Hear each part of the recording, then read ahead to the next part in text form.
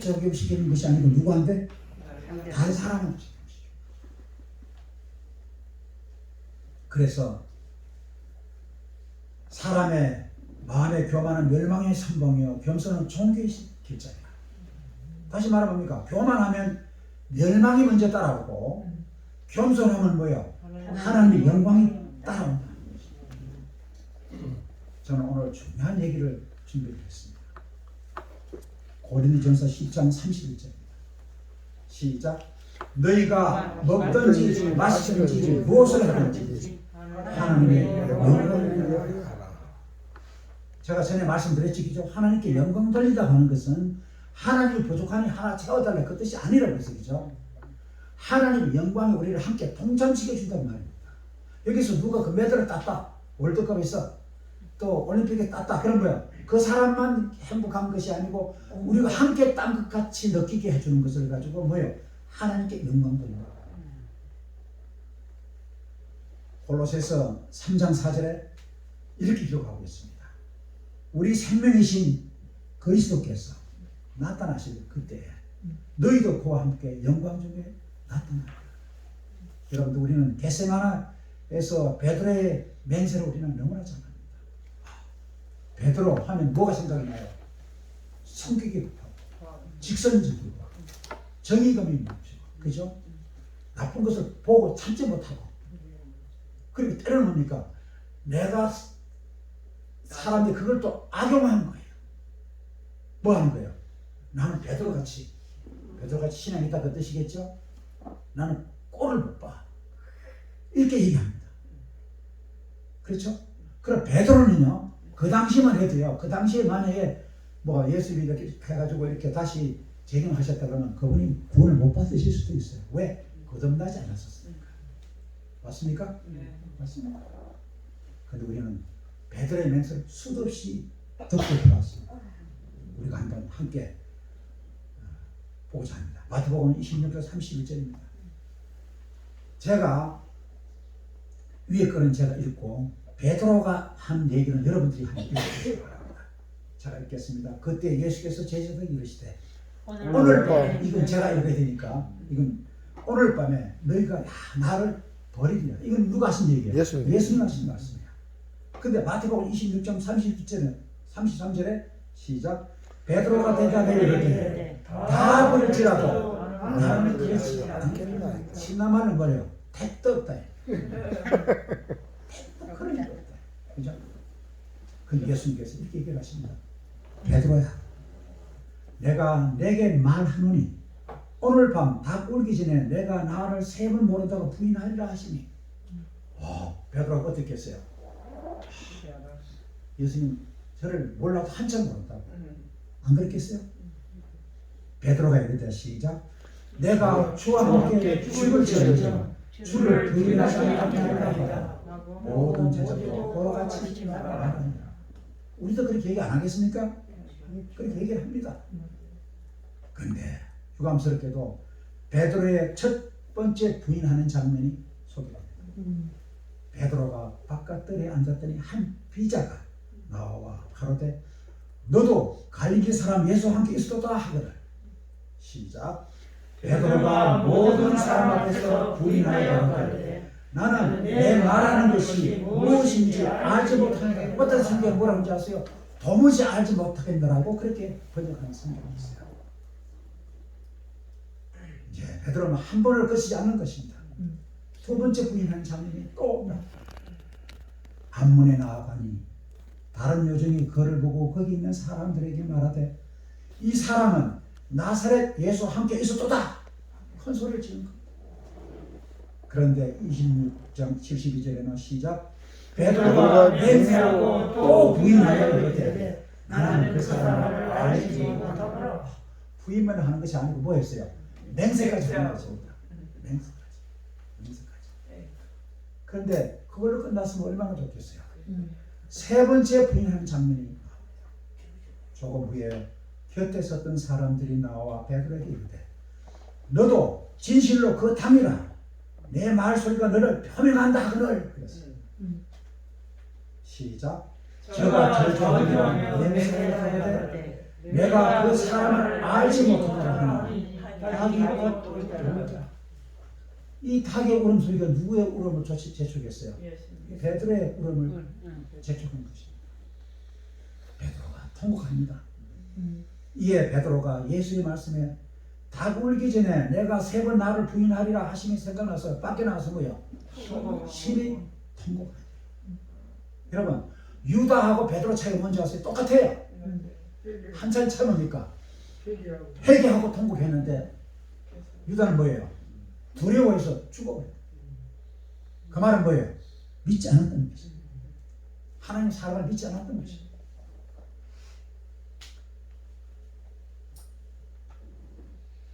성경은 이렇게 기록하고 있습니다.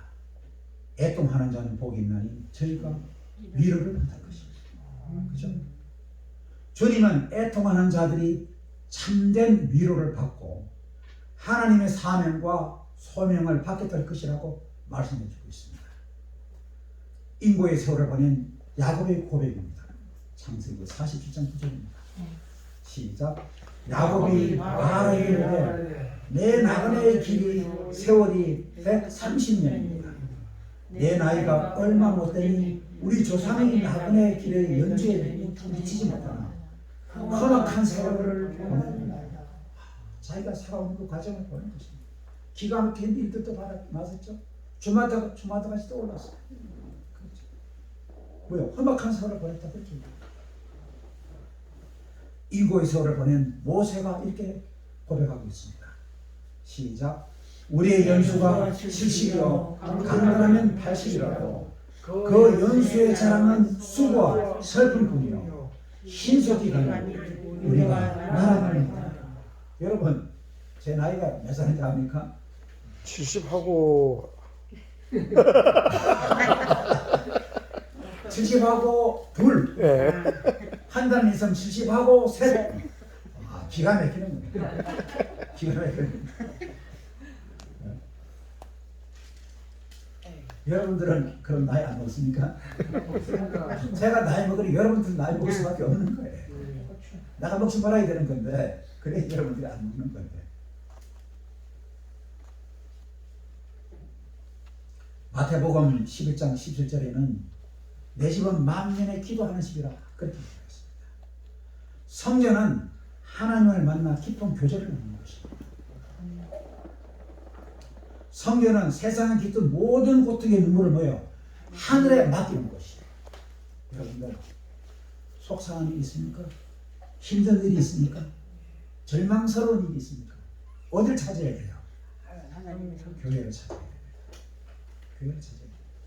그리고 눈물로 하나님께 뭡니까? 하소연 하세요. 투정을 버리세요. 땡깡을 부리셔도 돼요. 하나님께서 뭐야? 모든 걸 받아주시는 것이에요. 그 아픔까지도 받는 것으로 아니고 뭐예요? 그것을 함께 고통을 느끼고 함께 힘들어 하시는 것입니다. 그리고 뭐 하시는 거예요? 치유해 주시는 것입니다. 나의 눈물을 닦아주실 하나님을 여러분들 믿게 되시길 바랍니다. 이사야 25장 8절에는 뭐예요? 시작.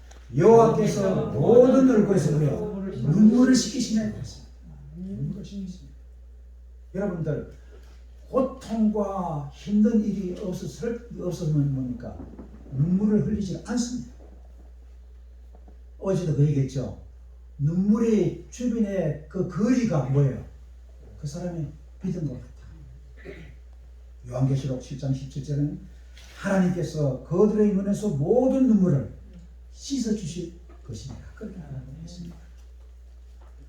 요한계시록 21장 4절에는 모든 눈물을 그 눈에서 닦아주십니다. 여러분들 이곳에서 교회 신앙교회 와가지고 혼자서 새벽이든 밤이든 낮이든 여기 가서 혼자서 눈물을 흘리며 기도해 보신 적이 있으십니까? 이곳에 와서 하나님께 감사하고 영광을 하나님께 돌려보신 적이 있으십니까? 그런 일이 빈번하셔야 되는 것입니다. 빈번하셔야. 그 순간에는 뭡니까? 사탄이 절대 뭐예요? 침범하지 못하는 것입니다. 이 시대는 눈물이 메마르고 있습니다. 눈물이 없으신 부모들이 자녀들을 부리고 있고, 눈물이 없어진 정치 지도자들이 애국을 외칩니다. 눈물이 없어진 교회, 눈물이 없어진 지도자, 눈물이 없어진 성도. 눈물 없다면 뭡니까? 우리 모두는 재앙. 눈물의 축복은 이 세상에 있는 아름답고 찬란한 것들을 볼 수 있게 하는 것, 그 축복은 눈물 때문에 그렇습니다. 사랑하는 부모님의 얼굴을 보고, 사랑하는 아내의 얼굴을 보고, 사랑하는 남편의 얼굴을 보고, 사랑하는 자녀의 얼굴을 볼 수 있는 것은 뭡니까? 우리가 매일매일 흘리는 눈물 때문에 그렇습니다. 마음이 아프고 슬플 때는 뭐예요? 울 수 있어야 합니다. 억지로 참을 필요가 없습니다. 내가 갖고 있는 슬픔과 아픔이 사라질 때까지 눈물을 흘려야 됩니다. 우리는 종종 자꾸만 눈물을 흘리지 않으려고 억제합니다. 그러나 눈물은 우리를 치유하고 변화시키는 능력이 있습니다. 저도 이제 보니까 나이 먹다 보니까 뭐예요? 눈물이 나잖아요. 그래서 저는 그게 엄마요. 참 다행이라고 생각해요. 정서가 메말라지면 눈물이 나올까 안 나올까요? 안 나옵니다. 그렇죠? 그래서 성경은 또 그렇게 얘기합니다. 슬플 때 재택우주부터 뭡니까? 우리 몸에 다른 장기가 대신한다는 것이에요. 다시 말하면 뭡니까? 병이 생긴다는 말입니다. 병이 생긴다. 우리가 눈물을 흘리고 나면 어떻게 돼요? 희한하잖아요. 그렇죠? 저는 대학에서 공부할 때 우리 학교에는 그 학생들의 관계가 좋습니다. 맨투맨으로 지도교수제가 평생 지도교수제를 제가 학생 재정할 때 도입을 했어요.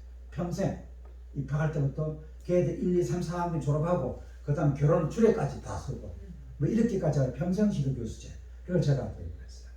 근데 하던 어떤 아이는 우는 아이들이 있어요. 참 우는 아이가 있었어요. 근데 제가 같이 우는 아이하고 같이 울었던 적이 있었어요. 왜냐하면 그 아이 이름이 있지라면 유진이에요. 유진. 우리 아들 이름은 똑같은데 딸이에요.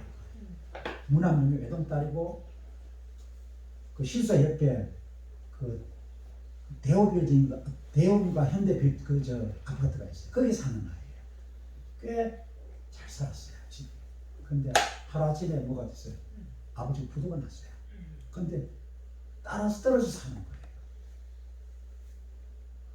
근데 아버지는 성남에 살고 어머니는 거기 사는데 어머니가 다리가 아파서 움직이지 못하는 거예요. 굉장히 힘들게 사는 거예요. 그래서 제가 위로할 길이 없더라고요. 그래서 내가 유진아, 너 지금 심경이 어떠냐고 그랬더니 아버지가 밉다고 그래요. 아버지가 너무 밉다. 그래서 내가 보기에는 말이야, 유진아, 이 순간에 가장 힘든 분이 누굴까? 내가 보기엔 아버지인 것 같다. 왜냐면 엄마는 네가 같이 있으니까 덜하다. 그런데 아빠는 얼마나 너 엄마한테 미안해하고 딸을 이뻐할까, 보고 싶어할까, 원만한 심정이 이해할 수 있는 그러니까 펑펑 오는 거예요. 그래서 같이 울었어요. 나도 아버지 일찍 돌아가셨다. 할머니가 계시다. 그때는 아무도 없는데 지금 보니까 그 아버지가 보고 싶다. 그럼 왜냐면 아버지는 언제가는 볼 수 있지 않냐, 살아 계시니까. 우리 아버지는 못 본다. 그래서 함께 울었던 적이 있어요.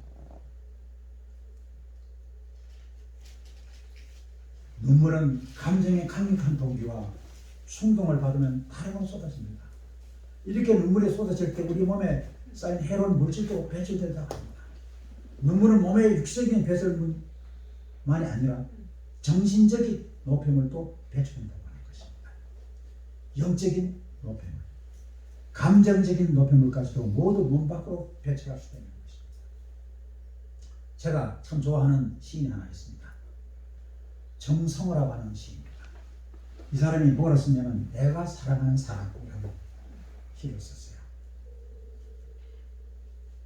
나는 눈물이 없는 사람을 사랑하지 않는다. 나는 눈물을 사랑하지 않는 사람을 사랑하지 않는다. 나는 한 방울 눈물이 된 사람을 사랑한다. 기쁨도 눈물이 없으면 기쁨이 아니다. 사랑도 눈물이 없으면 사랑이 어디 있는가? 맞습니까? 맞습니다. 하나님의 거신 종 엘렌 화이트 여사께서는 시대의 소망에 이렇게 기록하고 있습니다. 시작. 자신을 위하여 흘릴 눈물이 없는 그들을 위하여 그리스도께서는 눈물을 흘리고 계신다. 그렇게 하고 있습니다. 하나님 앞에서 울고 기도할 때 슬픔과 아픔이 완전히 극복됩니다. 내 속에 아픔이 있으면 하나님 앞에서 모든 눈물을 흘리면서 통곡하셔도 괜찮습니다. 신앙이라는 이름으로 너무 서둘러 취할 필요가 없는 것입니다. 인간에게는 슬픔의 시간이 필요합니다. 인간에게는 아픔의 시간이 필요합니다. 인간에게는 통곡하는 시간이 필요합니다. 인간에게는 쏟아놓을 시간이 필요한 것입니다. 슬픈 눈물을 흘리는 시간이 없기 때문에 뭐예요?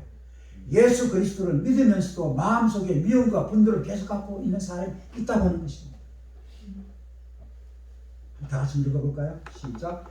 예수 그리스도를 믿으면서도 마음속에 미움과 분노를 계속 갖고 있는 사람이 있기 때문입니다. 예수를 믿으면서도 함이 풀리지 않는 사람이 있습니다. 예수 그리스도를 믿으면 마음속에 맺혀진 것이 사라져야 되는데 그렇지 못한 것은 하나님 앞에서 눈물을 흘려야 하는데 그렇게 하지 않았기 때문에 그런 것입니다. 먼저 사람에게 다가가기 힘들면요, 하나님께 먼저 기도하고 눈물을 흘리고 기도하면 성령 하나님께서 그를 따뜻하게 만들어주고 받아주는 사람을 만들어줄 것입니다. 그래서 용서를 하고 용서를 받고 그리고 하나가 되고 사랑을 하는 것입니다. 그래서 마태복음 5장 4절에는 애통하는 자는 뭐 한다고요? 복이 있다고 기록하고 있습니다. 눈물을 쏟아내는 자가 복이 있다는 것입니다. 눈물을 쏟아내야 치유가 된다는 것입니다. 그러나 그냥 우는 것만으로 치유되는 것이 아닙니다. 믿는 사람들은 울면서 하나님 앞에 기도할 때 치유가 되는 것입니다. 자신의 죄를 인하여 탄식하는 시 누굽니까? 다윗입니다. 그렇죠? 뭐라겠어요? 내가 탄식함으로 곤핍하여 밤마다 눈물로 내 침상을 띄우며 내 혀를 적시나니. 예수님 하나님께서 이 다윗을 용서 안 해줄 수 있겠어요? 안 해줄 수 없어요. 할 수밖에 없는 것이에요. 뭐예요? 다 같이 다시 읽어봅니다. 시작. 내가 탄식함으로 곤핍하여 밤마다 눈물로 내 침상을 띄우며 내 혀를 적시나이다. 눈물 흘린다는 건 무엇일까요? 회개했다는 것입니다. 용서를 빌었다는 것입니다. 그렇죠? 침상을 띄워줘서 눈물을 흘렸다는 겁니까? 계속해서 뭡니까? 회개하고 계속해서 하나님께 용서를 구하고 계속해서 하나님께 죄송함을 얘기하는 거죠. 너무나 죄송합니다. 너무나 잘못했습니다. 뭐예요? 하나님께서 받아주신 거예요. 눈물의 골짜기를 넘어간 시인은 시편 30편 5절입니다. 시작. 저녁에는 울음이 깃들일지라도 아침에는 기쁨이 오리로다. 저녁에는 울음이 깃들일지라도 아침에는 기쁨이 온다. 그렇게 했습니다. 또 시편 30편 11절에는 주께서 나의 살핀 변화에 뭐요? 내게 춤이 되게 하시며 나의 베옷을 벗기고 기쁨으로 뭐요? 띄우시나니. 그렇게 옥수가지 쏟는 것 폭우가 도대체 해를 구경하지 못할 것 같았는데 그 다음 어떻게 되는 거예요? 휘청해지고 하늘이 보이고 푸르른 하늘이 보이는 것입니다. 시작. 눈물을 흘리며 씨를 뿌리는 자는 기쁨으로 거두리라. 울며 씨를 뿌리러 나가는 자는 반드시 기쁨으로 그 곡식감을 가지고 돌아온다. 그렇게 약속하고 있습니다. 눈물의 선지자 누굽니까? 느헤미야. 그죠? 느헤미야. 느헤미야가 통곡에서 기도할 때 하나님의 약속을 다시 깨닫게 된 것입니다. 안 보였다고요? 통곡 기도했을 때 깨닫게 된 것이에요. 깨달아 통곡한 것이 아니에요. 자신의 죄악과 하나님께 불순종하고 우상 숭배했던 자기 민족의 엄청난 죄악을 보면서 통곡한 것입니다. 그는 고통과 고난의 현장에서 아파하는 자기 민족을 향해서 하나님께서 자기를 부르시는 소명을 깨닫는 것입니다. 우리 인생을 살면서 눈물을 흘려보지 않으면 우리의 삶의 갈 길을 비껴나가기가 어렵습니다. 특히 예수 믿는 사람들은 더욱 그렇습니다. 눈물로 하나님 앞에 설 때 하나님의 음성이 들려옵니다. 애통하지 않으면 뭡니까? 하나님 음성이 들려오지 않는 것입니다. 이제 베드로로 다시 돌아갑니다. 드디어 하나님께 굴복하는 장면입니다. 베드로의 변화된 모습을 우리가 알 수가 있습니다. 베드로가 굴복합니다. 통회합니다. 고난, 영광. 실무교훈 154쪽에는 이렇게 기록하고 있습니다. 다시 봅니다. 시작. 침착성이 없고 오만하고 자부심이 강했던 제자 베드로는 자신을 굴복시키고 깊이 통회하게 되었다. 그는 그리스도의 고난에 참여하는 자가 되었다.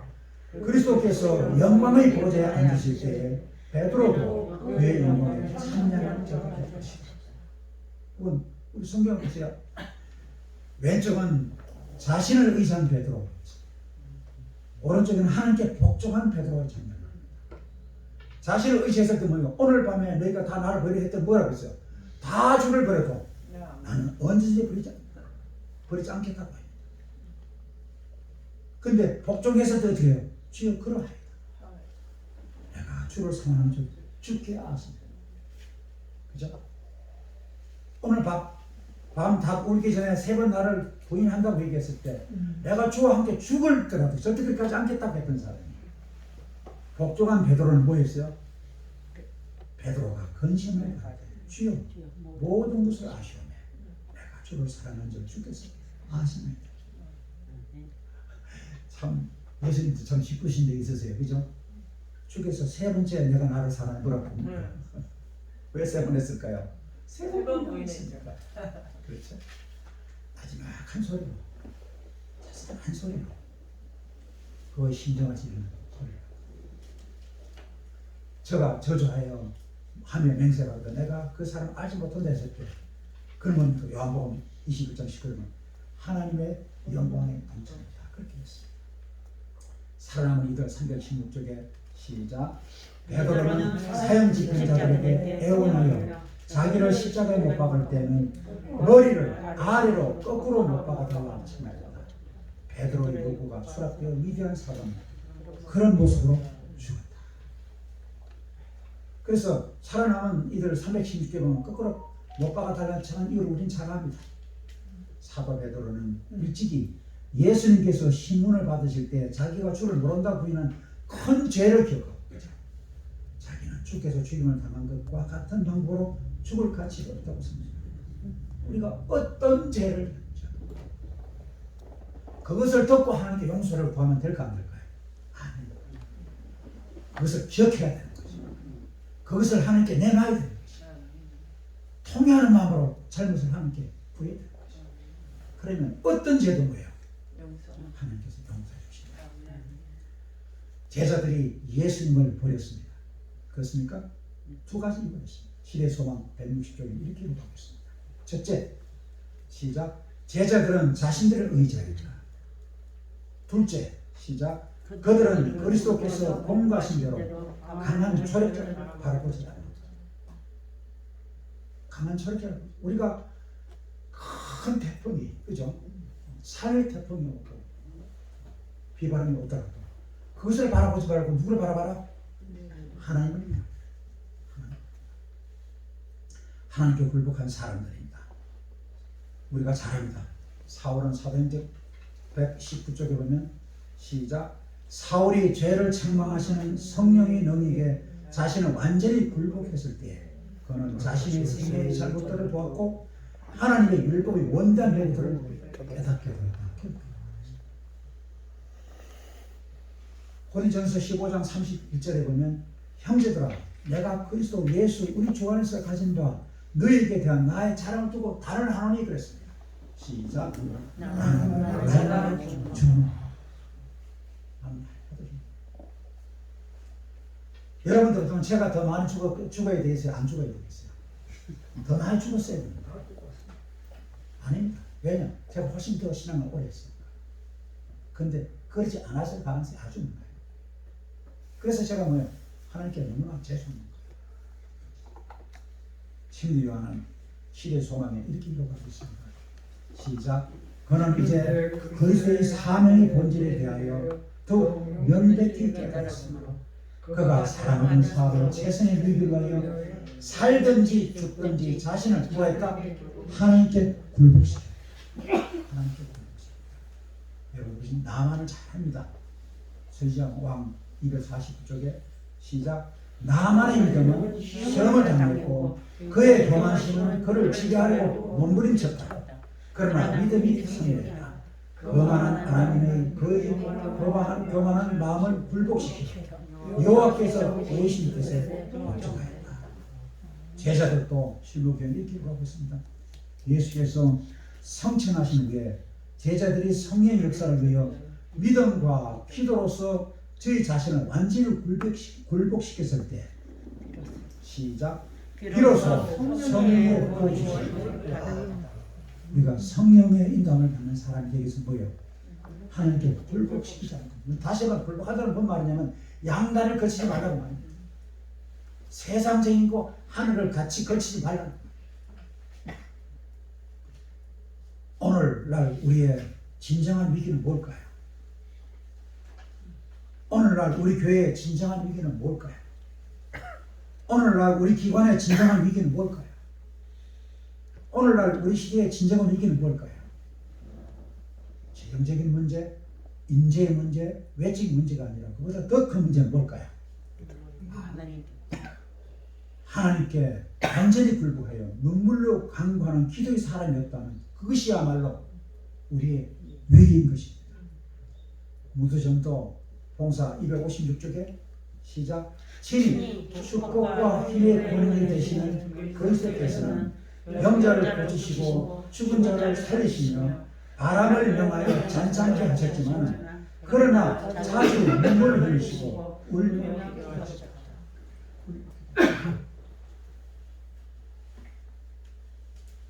산상보험 95쪽에는 시작. 그러므로 흘러내리는 괴로운 눈물 한 방울을 주시하신다. 그분께서는 언제나 당신을 의지하는 사람을 결코 버리지 않을 것이다. 기록하겠습니다. 참 좋으신 하나님이십니다. 하나님께서는 완전한 굴복과 완전한 순종을 요구하신다. 출애굽기 20장 7절에 보면 너는 내 하나님 여호와 이름을 망령되게 부르지 말라. 여호와는 그 이름을 망령되게 부르는 자를 죄없다 하지 아니하다. 이건 뭡니까? 성경에 나옵니다. 십계명입니다. 근데 왜 그럴까요? 왜냐하면 우리는 하나님 이름으로 수많은 사람들 뭐합니까? 정죄하는 것입니다. 중세시대 종교지도자들은요 하나님 이름으로 얼마나 죽였어요? 1억 명을 죽인 겁니다. 하나님 믿는 사람을 죽인 거예요? 안 믿는 사람을 죽인 거예요? 믿는 사람을 죽인 거예요. 믿는 사람. 기가 막히네요. 믿는 사람을 죽인 거예요. 왜? 나하고 다르다고 하는 거예요. 틀렸다고 전. 우리 할 일은 진로론 61쪽에 우리 자신을 전적으로 그 말씀에 굴복시키는 것이다. 그렇게 할 때 우리 안에서 하나님의 목적이 성취될 것이다. 교회정원 5권에는 그대는 그대의 의지를 날마다 모여 하나님께 굴복시켜야 된다. 그렇게 얘기했습니다. 시대의 소망은요. 시작. 사람이 그리스도께 굴복할 때 새로운 능력이 새 마음을 점령한다. 순간마다 자신을 굴복시키므로 하나님과 산연을 가지지 않는다면 우리는 뭐예요? 정복당. 누구한테 정복당한다는 것입니까? 사단입니다. 마귀. 그 이유가 첫째, 둘째, 셋째 됐습니다. 그 첫째 이유는 요한복음 15장 5절에 분명히 기록하고 있습니다. 시작. 나는 포도나무요 너희는 가지니 나를 떠나서는 너희가 아무 감정을 수 없게 되는 것이다. 우리 집에 손주가 지가 다 할 수 있다고 하는데 지가 하는 게 뭐가 있겠어요? 내가 안 해주면 안 되는 거예요. 그렇잖아요. 아무 할 필요 없어요. 근데 지금 뭐요? 지가 하겠다고 할 때도 있어요. 안 된다는 것입니다. 지가 아빠 엄마를 떠나서 할아버지 할머니 떠나고 아무것도 할 수 없는 것입니다. 그 이유와 마찬가지입니다. 그 위에 둘째는 뭘까요? 시대 소망 300절 이렇게 기록하고 있습니다. 시작. 자신을 하나님께 굴복시키기 전에는 주께서는 사람의 회복을 위하여 아무것도 하실 수 없다는 것입니다. 자신을 하나님께 굴복시키지 않으면 하나님께 주님께서는 뭐요? 사람의 회복을 위해서 아무것도 하실 수 없다는 것입니다. 그때야 사람은 하나님께서 주시기 위하여 기다리시는 선물을 받을 수 있다는 것입니다. 그 위에 마지막 이 영상은 굉장히 감동적인 영상입니다. 제가 참 좋아하는 영상이고 저는 볼 때마다 나를 가장 사랑하는 분은 누굴까요? 아버지 분이에요. 그런데 그보다 더 사랑하는 분이 누굴까요? 하나님입니다. 왜냐하면 우리 아버지 어머니는 우리에게 하나님만큼 우리를 사랑하지만 해줄 수 있는 게 한계가 있다는 것이죠. 맞습니까? 그게 차이예요. 여기 보면 데렉 레드몬드라고 하는 영국 육상 선수입니다. 1992년 바르셀로나 올림픽 4위 출전했는데 이 사람이 아킬레스가 파손이 22번이나 됐어요. 이 선수가 88 올림픽 때도 출전해가 연습하다가 아킬레스 끊어져 가지고 포기했어요. 강력한 금메달고 400m 선수예요. 그런데 이 선수가 경기하는 장면을 여러분 한번 보시기 바랍니다. 그 이후에 마지막에 아버지가 해야 될 역할.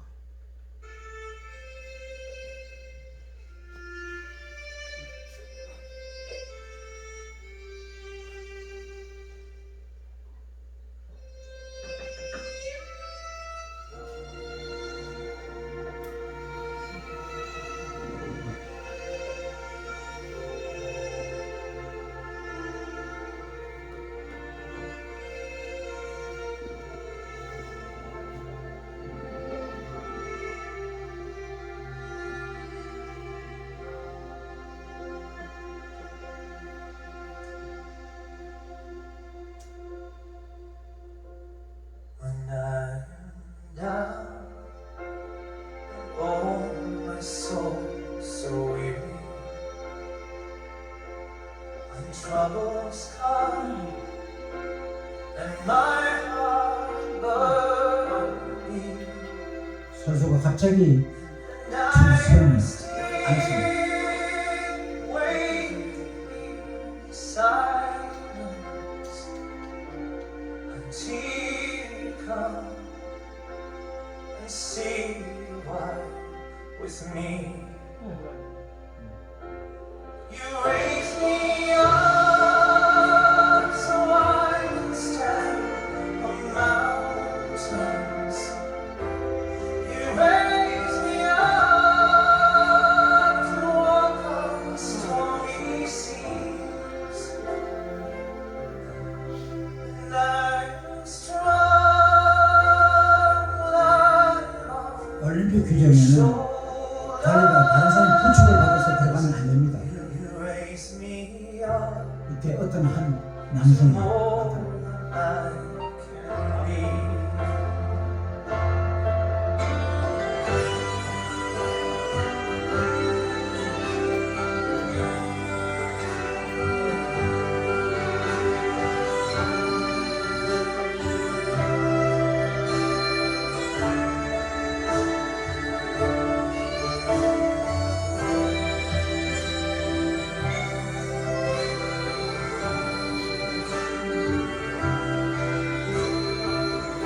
이게 우리 아버지 어머니의 모습, 마음입니다.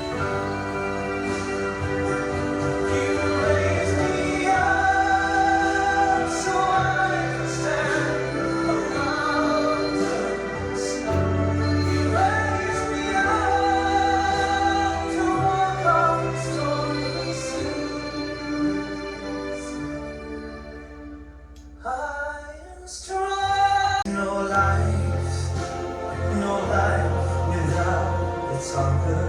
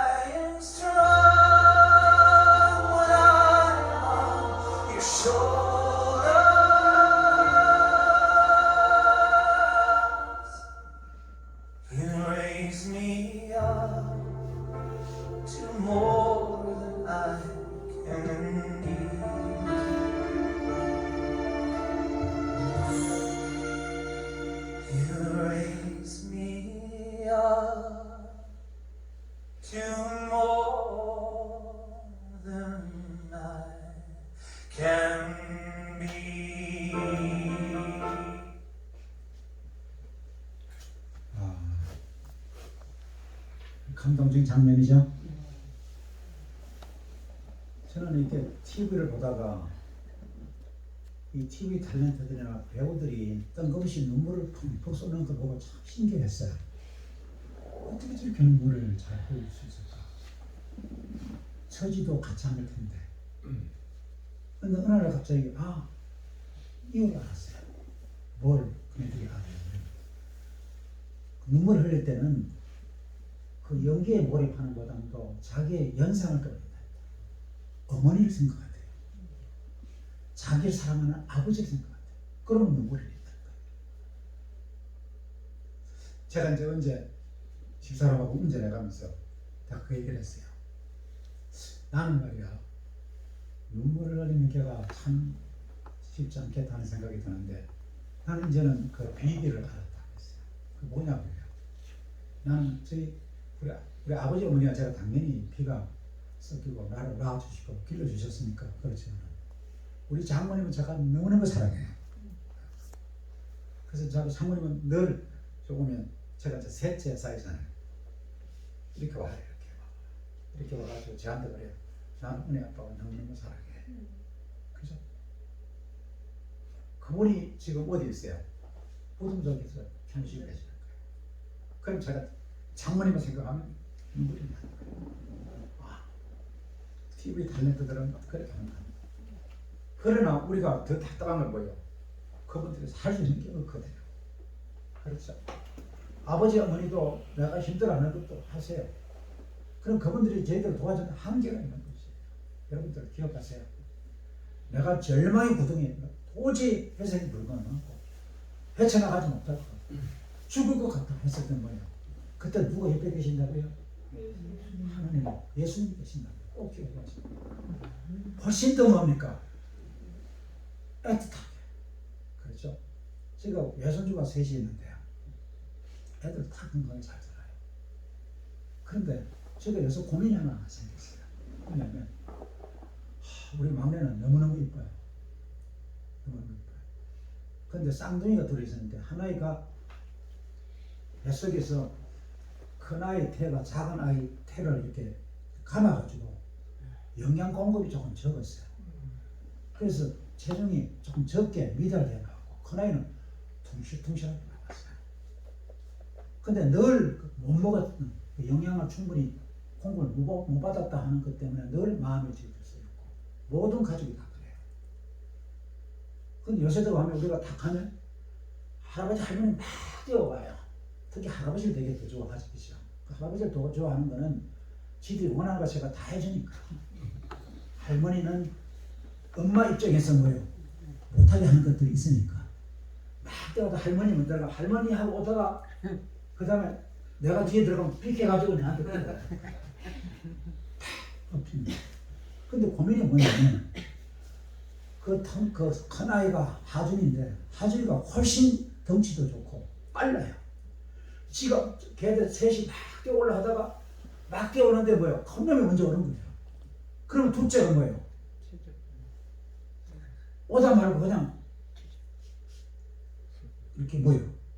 무관심하지 같이 그냥 하는 거예요. 그 내가 이거 너무 이익하지. 그렇다고 야 하긴 너 저리 가 하고 얘기할 수가 없는 거예요. 그렇죠? 제가 그걸 보면서 뭘 느끼냐면 내가 부족할수록 하나님께서 나를 더 불쌍하게 생각하고 더 가볍게 생각하고 더 도와주시려고 하겠구나 하는 생각이 들었어요. 제가 부족한 것 흉이라고 생각하지 마세요. 못 배운 것 흉이라고 생각하지 마세요. 그렇죠? 가진 것 없는 것 흉이라고 생각하지 마세요. 그만큼 누구한테 사랑을 더 많이 받는다? 하나님, 아버지 하나님께 더 사랑을 받는다. 나를 낳아주신 아버지 어머니는 마음만 공동이죠. 그러나 하나님께서는 뭐예요? 모든 것을 책임주신다고 하는 것을 여러분 꼭 기억해 주시기를 바랍니다. 무드전도 155쪽에 보면 굴복하는 삶은 하나님께서 역사하신다고 기록하고 있습니다. 만일 그들이 모든 것을 하나님께 굴복시킨다면 하나님께서는 그들에게 뭐한다? 능력 있게 역사하실 것이다. 여러분들 성경에 보면 어린아이와 같은 신앙이 되지 않으면 안 된다고 그렇게 얘기한다는 뜻은 여러분 오해하지 마세요. 어린아이들은 뭐예요? 천방지축이에요. 그러니까 나도 천방지축인데 그 뜻이 아니잖아. 그죠? 전적으로 뭡니까? 아빠만 먹어서 나는 죽는다고 하니까 그런 그런 사람. 그게 바로 뭡니까? 하나님께 불복하는 것이에요. 성경은 이사야 49장 15절입니다. 시작. 여인이 어찌 그것 먹는 자식을 잊겠으며 자기 태에서 나는 아들을 긍휼히 여기지 않겠느냐. 그들은 혹시 잊을지라도 나는 너를 잊지 않을 것이다. 내가 너를 내 손바닥에 생겼고, 그렇죠? 십자가상에서 예수님 죽음과 못 박힌 손바닥은 우리에 대한 하나님의 사랑의 확정입니다. 저는 도마를 참 좋아합니다. 의심이 많아요. 누구처럼? 유광이처럼. 근데 다행스럽게 뭐예요? 그 의심 때문에 내가 믿음이 생긴 거지. 왜? 내가 의심했는 걸 풀어주게 누가 풀어줬어요? 도마가 풀어준 것이에요. 찔러봤잖아. 그죠? 그거 안 찔러주면 또 뭐라고 얘기하겠어요, 사람들이. 그죠? 아, 그거는 그냥 표시만 한 거라고 했지 않겠어요? 그 예수 손바닥에 넣어가지고 손가락을 넣어보는 거예요. 그래서 하나님, 예수님께로부터 뭡니까? 한마디 듣긴 했죠. 그죠? 이제 결론을 제가 말씀드리려고 합니다. 하나님의 영광에 동참하는 삶의 비결은 뭐예요? 그것은 뭡니까? 하나님께 완전히 굴복하는 삶. 오늘의 결론입니다. 다 같이 한번 봅니다. 하나님의 영광에 동참을 하는 삶의 비결은 뭐라고요? 하나님께 완전히 굴복하는 삶. 하나님께 완전히 굴복함으로, 굴복하는 마음으로. 이 굴복하지 않으면 이 세 가지를 할 수가 없어요. 꼭 기억하셔야 됩니다. 제가 이런 설교를 앞으로 더 두 번 다시 할 기회가 있을지 없을지 모르겠어요. 저는 이 설교를요 정말 기도하면서 준비를 했어요. 그래서 이 설교를 여러분들과 함께 공유할 수 있도록 해준 하나님께 감사합니다. 그리고 하나님께 이 설교의 혜택을 누가 가장 많이 봤을까요? 제 자신이에요. 제 자신이에요. 그래서 제가 다른 교회에서 이렇게 사실은 저도 다른 데서 설교 부탁을 받으면 스트레스를 받겠어요, 안 받겠어요? 받죠. 저도 사람들 앞에서 말하는 거 참 싫어합니다. 의외로 소극적인 거 있어요. 그런데 이걸 하면 할수록 뭡니까? 나한테 도움이 돼요. 그렇죠? 이 설교 제목이 있으면요, 앉아라 서나 그걸 갖고 늘 생각하고 사는 거예요. 그래서 저는 방송을 통해서 계속 설교를 듣는 것 결코 썩 좋은 것이 아닙니다. 우리가 못 듣던 이런 신학을 들을 수가 있고 확인할 수가 있어요. 그게 중요한 거 아니에요. 삶에서 나오는 신학이라고 해요. 그게 직접 도움이 되는 거예요. 안다고 해결되는 게 아니잖아요. 그죠? 몰라도 되는 것들이 있어요. 몰라도 되는 것들이 있어요.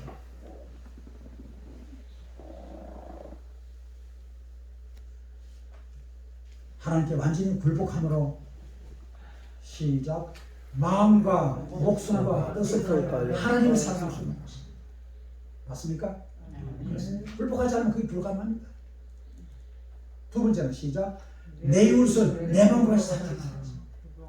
예수님께서 우리에게 주신 새로운 강령이 몇 가지가 있어요? 두 가지가 있습니다. 첫째는 뭐예요? 내 마음과 목숨을 다해 하나님을 사랑하고, 그 다음을 말하고 이웃을 내 몸을 사랑하는 것이어요. 이게 사랑이 뭐라고? 완성이나 그렇게 얘기합니다. 이보다 더 중요한 신앙이 없습니다. 이게 바로 복음입니다. 그렇게 되면 뭐가 되는 거예요? 하나님 계명과 예수 믿음을 지키는 성도가 되는 것입니다. 아무쪼록 하나님께 완전히 굴복하는, 하나님께 완전히 굴복하는 삶을 통해서 마음과 목숨과 뜻을 다해 하나님을 사랑하고 내 이웃을 내 몸과 같이 사랑하고, 그래서 하나님 계명과 예수 믿음을 지키는 성도가 다 되시기를 바라면서 말씀을 마치겠습니다. 아멘. 기도. 그동안 기도하며 말씀을 준비하도록 성령 하나님께서 함께 해주시고, 그 내용을 통해서 참으로 하나님께서 사랑하시는 우리 신랑교회 모든 성도님들과 함께 공유하고 감동하고 결심할 수 있도록 은총 베풀어 주셔서 감사합니다. 아멘. 부디 저희들이 하나님께 완전히 불복하는 삶을 통해서 하나님께만 영광 돌리고 하나님만을 의지하며 하나님의 삶을 나눠주는 신앙교회 모든 성도님들이 될 수 있도록 은총 베풀어 주시옵소서. 이제로부터 아버지 하나님의 선하심과 예수 그리스도의 무한하신 사랑과 저희들을 하나님은 은혜의 삶을 인도하시는 성령 하나님의 은총이 하나님을 사랑하고 하늘나라를 사랑하고 이웃을 내 몸과 사랑하기 위해서 최선을 다하는 신랑교회 모든 성도님들 예수님 오실 때까지 함께 주시옵기를 우리 구주 예수님 거룩하신 이름으로 간절히 기도드리옵나이다. 아멘.